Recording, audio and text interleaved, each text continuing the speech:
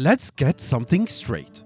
After playing Wuthering Waves for almost a year now, I feel like Wuthering Waves is not just another gacha game. It's not a gacha clone, it's not Honkai style rail with swords, it's not some mid-tier title trying to ride the coattails of bigger games. It's its own beast. And the more time I've spent with it, the more it's clear. WuWa does a whole bunch of things way better than pretty much every other gacha on the market. You're ready to pull for your favorite character, but there's one problem. No loot dice. Instead of overpaying through the in-game store, head to lootbar.gg, today's sponsor, where the recharge process is fast, safe, and simple. You'll get an 11% discount plus a 10% new user coupon, saving you almost 21% compared to the official price. Your loot dice will arrive in seconds and you'll be back in the game summoning top-tier characters and weapons. I was super skeptical of this, that I ran my own test, and it says that you'll get delivered your loot dice in 30 minutes, but I got them in under 5 minutes. It was really fast. So with thousands of positive reviews and unbeatable prices, lootbar.gg is the smarter way to recharge in Wuthering Waves. Click the link in the description in order to start saving money now. If you are someone who burned out on endless daily grinds, raising caps, and combat system that feel like you've just watching numbers flash on screen, this one's for you. Because today, we're talking about 5 massive things that Wuthering Waves completely nails and how it makes the rest of the genre looks outdated in the process. Let's start with the heart of any action game. Combat.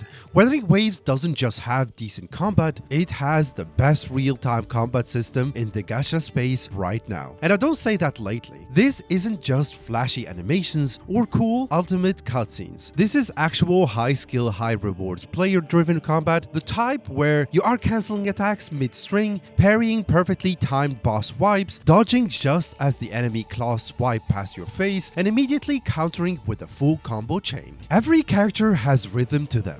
You've got Jian with his massive AoE arcs and mid-air ultimates that sends shockwaves through mobs. Encore is this chaotic little flamethrower gremlin tossing meteors while laughing like a maniac. Denjin is all about risk-reward, converting her own HP into pure damage if you are skilled enough to manage it. There's a layer of expression here. How you fight actually matters. There is no quote-unquote set rotation and go mentality like in Genshin or Star Rail. You don't just stand there, pop a skill, switch out and let the numbers do their thing. In WuWa, you are fully in control. You feel when you've mastered a character, you see it in the way you time your dodge counters, you see it when you flawlessly juggle a mini-boss from 100 to 0 without taking a hit. That feeling of outplaying, not just out-farming, is something most gachas don't offer. And once you've tasted that level of control, it's real hard to go back to anything else pretty much. And the best part, you don't need to be a whale to experience it. This isn't a system locked behind gear score or constellation levels. If you are good,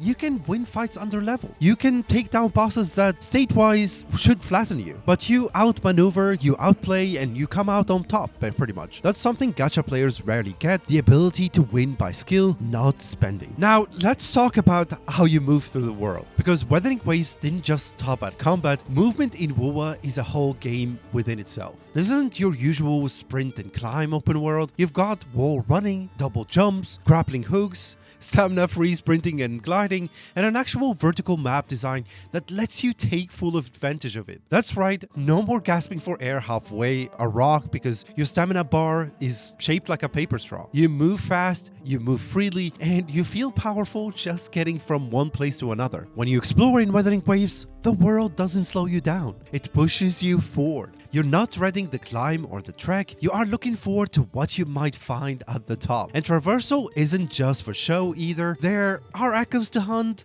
hidden puzzles, floating platforms, vertical dungeons. It's an active exploration loop that rewards you for movement.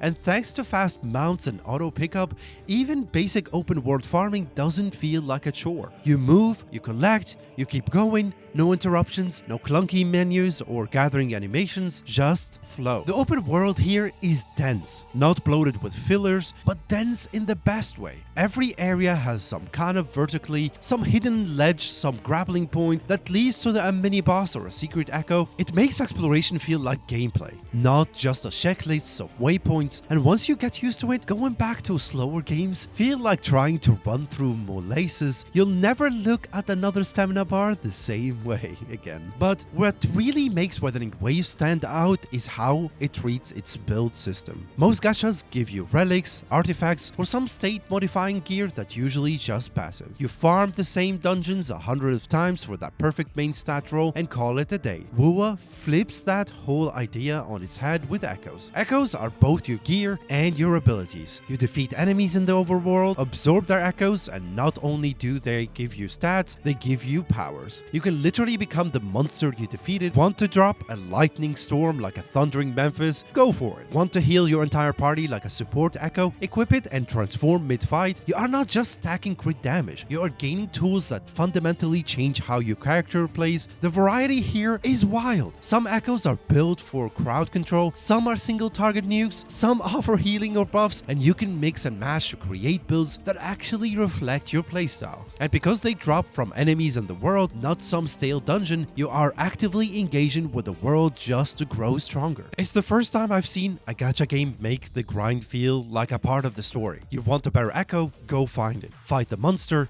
learn its patterns, beat it, and take its power. It's a power fantasy that's earned and not given. And when you pair the ecosystem with WuWa combat and movement, you start to feel like you are crafting your own legend, not just leveling up someone else's. And let's not ignore the one thing every gacha player dreads: the pool system. We've all been there, saving up for weeks, finally reaching pity, and boom! You lose the 50-50 and get a unit you didn't even want, or worse, you pull a weapon instead. And that's if the game even tells you the rates clearly in the first place. Wuthering Waves, they said nah, we're not doing that. The gacha system there is one of the most respectful I've seen in this genre. The 5-star pity is clearly laid out, 80 pulls, no ambiguity, no hidden rates, and if you lose the 50-50, your next 5-star is guaranteed to be the featured unit. That's it, no nonsense, no bait, just clean, understandable rules. But it gets better. Weapons have their own separate banner and pity, so you are never in that soul-crushing moment where you spend your hard-earned currency and get a spear when you needed a support. And at launch, they even gave us a free 5-star selector. That's not normal, that generosity. We don't usually see it in this space. The free-to-play experience here, it's real.